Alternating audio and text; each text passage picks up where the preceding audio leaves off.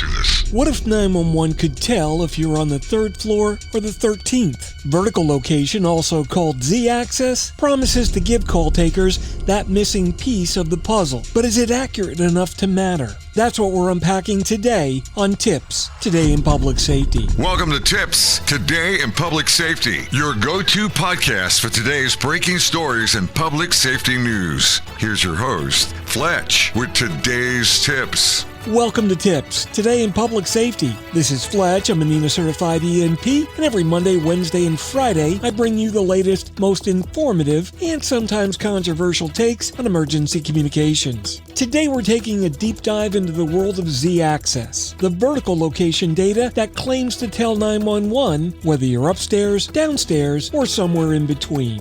The problem. Horizontal location is old news. We've had X and Y coordinates from GPS and network triangulation for decades. But anyone who's dispatched in a city knows the truth. A dot on the map gets you to the right building, but not the right floor. If someone's in a cardiac arrest on the 12th floor, while responders check the 2nd, minutes get wasted, and minutes matter. The promise. The FCC set a goal for Z-axis accuracy within 3 meters for 80% of indoor calls. That's roughly 1 floor. Cell phones rely on barometric pressure sensors, Wi-Fi signatures, and carrier networks to estimate the altitude. At times, it's spot on, but sometimes you're in the basement when you're really in the penthouse. Real-world chaos.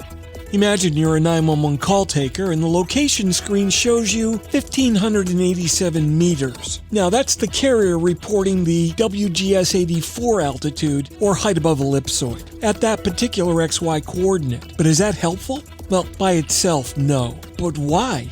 Well, because you're missing 2 other variables in the calculation that are needed. In order to figure out what floor number that means, you have to take the device altitude being reported, which is 1,587 meters in this instance, then subtract the ground level altitude, which will then give you the height above terrain. So in this example, let's assume the WGS-84 ground level is 1,537 meters, to keep the math simple. That would give us a height above terrain as 50 meters. Now, we still are missing 1 variable out of the equation, and that's the average height of each floor in the building. Now in this example, let's assume that average height of floor is 3 meters. We divide the actual device height of 50 meters by 3 and come up with 16.66. Based on this, that person in this 20-story building is likely located on the 16th floor. But keep in mind, although we know what floor to start looking on, that could still be dozens of apartments to search, or offices in a commercial building. That means that the Z-axis by itself is not a complete solution.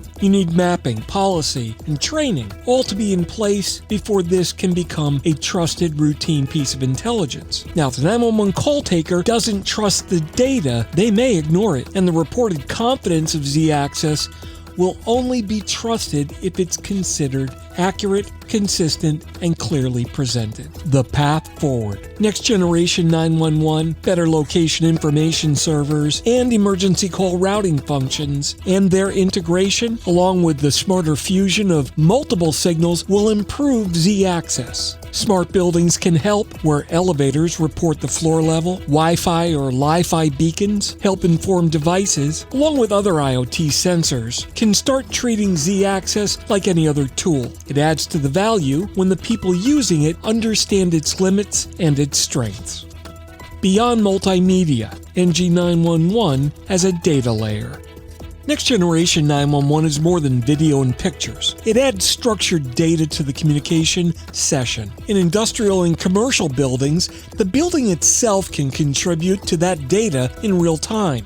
Think floor plans that highlight stairwells, elevators, accessible routes, and equipment, like the locations of AEDs, fire extinguishers, and medical kits, as well as rescue tools and live sensor readings. That can include that ground level barometric pressure and the WGS-84 altitude reading that rescuers need when they arrive on site. But public safety is not going to create this data. Public safety will consume it when it's packaged into a standardized format. Today, that would be GIS data, delivered with the call. And with Next Generation 911, that is now possible. Specific attributes and guidelines of how to use them are being developed in a NENA working group as we speak. But enterprises don't need to wait for the ink to dry on that document in order to start getting ready. Here's how commercial entities can prepare today.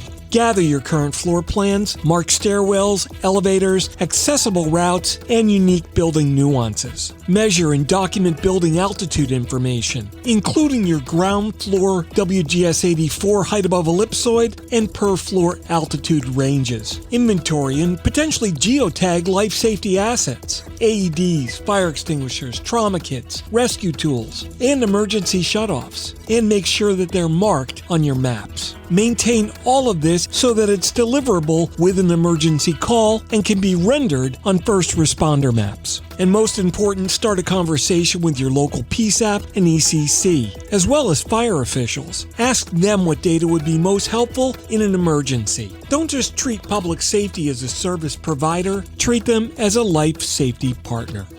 NENA standards will dictate the data format. The network will dictate how that information flows into public safety data networks. Those are the middle layers that'll connect the origination, you, to the termination point, public safety. Now be sure to watch out for a follow-up blog where we'll dive into how to produce this content and do so in a usable format. So does Z-axis solve the vertical mystery? Well, partly. It is progress, but not perfection. For now, treat it as one more data point to guide call takers and first responders. As NG911, IoT, and data fusion all mature, 12th floor apartment B can move from guesswork to confidence.